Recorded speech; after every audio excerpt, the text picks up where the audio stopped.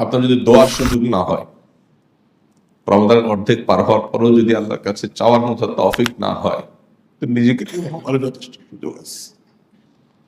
আমি কপাল প্রাণের মধ্যে পড়ে গেলাম, কেন আমি বঞ্চিত হচ্ছি?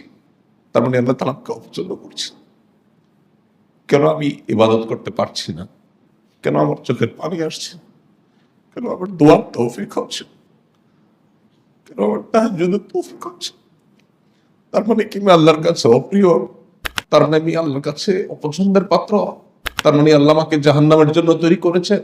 তার মানে আমার গন্তব্য কি জাহান্নাম? একজন ইমানদার সেভাবে ভাববে, সেভাবে চিন্তা। অনেক সালাফ বা পূর্বসূরীকে জিজ্ঞাসা করা হয়েছিল, মৃত্যুর পর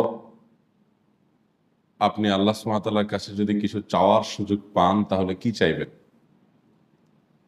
তখন তিনি বলেছিলেন যে আমি আল্লাহর কাছে রমাদানের একটি দিন চাইব। কারণ রমাদানের একটি দিনের যে মুহূর্তগুলো, সময়গুলো, এগুলো একজন ইমানদারকে শত শত বছর পথ অতিক্রম করতে সহযোগিতা করে, সাহায্য করে। অবারিত সুযোগ দেয়া হয়েছে।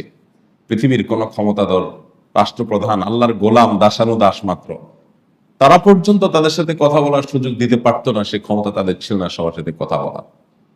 কিন্তু আহকামুল হাকিমিন রব্বুল আলামিন সুযোগ দিয়েছেন তোমাদেরকে। রমাদান চলে গেছে একটার পর একটা, এক বছর পর এক বছর।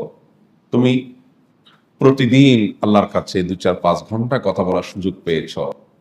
তোমার 2-4-5 মিনিটও কথা বলার সময় তোমার বের করতে পারো নাই। অতএব আজ ইখসাউ ফিহা, এই জাহান্নামে ধিকৃত অবস্থায় পতিত থাকো, এটাই তোমার ঠিকানা। ওয়ালা তুকাল্লিমু, এবং তোমরা আমার সাথে কোনো কথা বলবে না, বলার সুযোগ তোমাদের নাই। আল্লাহকে ডাকবে, আল্লাহ আপনি জাহান্নাম থেকে মুক্তি দেন আমাদেরকে, এইটা বলার সুযোগও থাকবে না। শেষ। জাহান্নামীদের বিভিন্ন আর্তনাদ, তাদের বিভিন্ন আরতি আকুতি, এর কথা কোরআনের বিভিন্ন জায়গায় আপনি খুঁজলে পাবেন। গোটা কোরআন জুড়ে দেখবেন, নবী সাল্লাল্লাহু আলাইহি ওয়াসাল্লামের হাদিস ঘাটলে সেখানেও দেখবেন যে জাহান্নামীদের আকুতিগুলো, তাদের আরতিগুলো, তাদের আর্তনাদগুলো, তাদের চাওয়াগুলো তারা সরাসরি আল্লাহকে বলতে পারছে না। তারা বলতে পারছে কাকে? তারা বলতে পারছে জাহান্নামের দারোয়ানকে, জাহান্নামের প্রহরীদেরকে, ফেরেশতাদেরকে, অন্যদেরকে বলতে পারছে। যারা জান্নাতীদেরকে আহ্বান করবে, তাদেরকে ডেকে বলবে যে তোমাদের রব তোমাদের প্রতি যে অনুগ্রহ করেছেন সেখান থেকে কিছু একটু দাও, আমাদেরকে এক ঢোক পানি একটু পান করতে দাও। জান্নাতীদেরকে বলবে। জাহান্নামের প্রহরী মালিক তাকে বলবে যে তোমার রবকে একটু বলো, একটু আযাব যেন কমিয়ে দেয়। গোটা কোরআন খুললে আপনি দেখবেন জাহান্নামীরা অমুকের সাথে কথা বলছে আল্লাহকে বলার জন্য, অমুককে বলছে আল্লাহকে যেন একটু বলে, তমুককে বলছে আল্লাহকে যেন একটু বলে। সুবহানাল্লাহ, কত বড় শাস্তি এটা, যে আল্লাহর কাছে বলার সুযোগ তো থাকবে না। রমাদানে যদি তেলাওয়াতের সুযোগ না হয়, আপনার যদি দোয়ার সুযোগ না হয়, রমাদানের অর্ধেক পার হওয়ার পরেও যদি আল্লাহর কাছে চাওয়ার মতো তৌফিক না হয়, তো নিজেকে নিয়ে আমার যথেষ্ট সুযোগ আছে। আমি কপাল প্রাণের মধ্যে পড়ে গেলাম, কেন আমি বঞ্চিত হচ্ছি? তার মানে আল্লাহ তাআলা আমাকে অপছন্দ করছে। কেন আমি ইবাদত করতে পারছি না? কেন আমার চোখের পানি আসছে?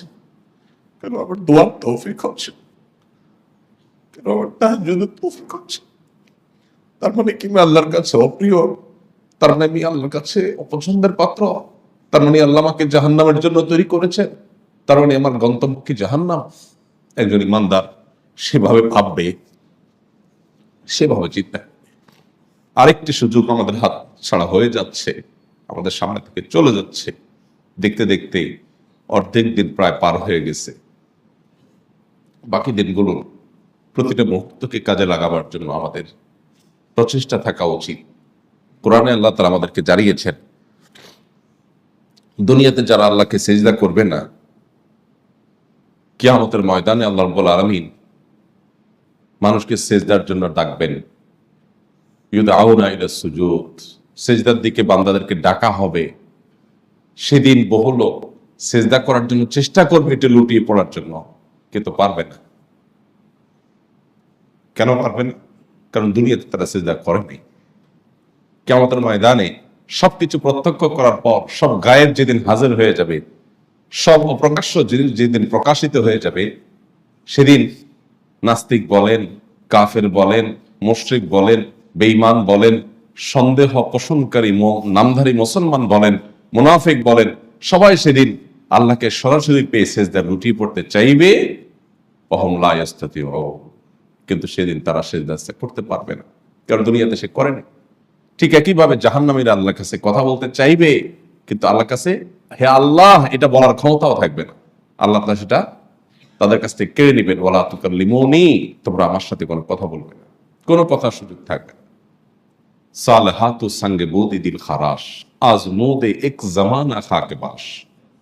বহু জীবনে তো বহু সময় বহুবার আমরা বিভিন্ন স্বাদ চেখে দেখেছি, আস্বাদন করেছি। কিছুকাল একটু আসুন না আল্লাহর গোলামের স্বাদটা একটু আস্বাদন করি, সেজদার স্বাদটা আস্বাদন করি। আপনি যখন সারি খেতে উঠবেন, আপনার 10টা মিনিট বরাদ্দ থাকা উচিত আল্লাহর সাথে কথা বলার জন্য। এই টাইমটা খুব গুরুত্বপূর্ণ টাইম। সারা বছর তাহাজ্জুদ পড়া উচিত, সারা বছর সাহরিতে দোয়া, সারির টাইমে দোয়া করা উচিত, ভোররাতে দোয়া করা উচিত। কারণ 5 ওয়াক্ত সালাতের জন্য মুয়াজ্জিন ডাকে, আর তাহাজ্জুদের ওই সালাতের জন্য আল্লাহ নিজে ডাকেন। ভোররাত যখন হয়, দুনিয়ার আসমানে এসে আল্লাহ তাআলা ডেকে ডেকে বলেন, আলা মিন মুস্তাগফিরিন ফাস্তাগফিরুল্লাহ ফাগফিরাল্লাহ। তোমাদের মধ্যে কেউ কি আছো যে পাপের বোঝায় তো প্রাণ নুয়ে গেছে, পাপের বোঝায় তোমাদের মাথা নুয়ে গেছে, আছো কেউ? আমি ক্ষমা করব। ভোর রাত আল্লাহ তাআলা ডাকতে থাকে। আল্লাহ তাআলা বলেন, আলা মিন মুবতালান ফাআফিয়া, কেউ কি আছো অসুস্থ, মনে অনেক বেদনা কষ্ট, আছো কেউ? আমি সেটা দূর করবো। ডাকতে থাকেন, ডেকে ডেকে আল্লাহ তাআলা দেন। সেটা হয় একমাত্র ভোর রাতের ওই সময়টাতে, আর ওই সময়টাতে আমাদের গভীর ঘুম থাকে সারা বছর, আমরা পারি না। রমাদানে তো সারি খেতে উঠতেই হয়। আমরা মুসলমানরা সবাই উঠি সারি খেতে, আলহামদুলিল্লাহ, বিরাট সুযোগ। একটি মাস তাহাজ্জুদ আদায়, একটি মাস ভোর রাতের দোয়া, এই সুযোগটা আপনি সারা বছর পান না সাধারণত, খুব কম মানুষের তৌফিক হয়। এই সুযোগটাকে কেন হাতছাড়া করবো?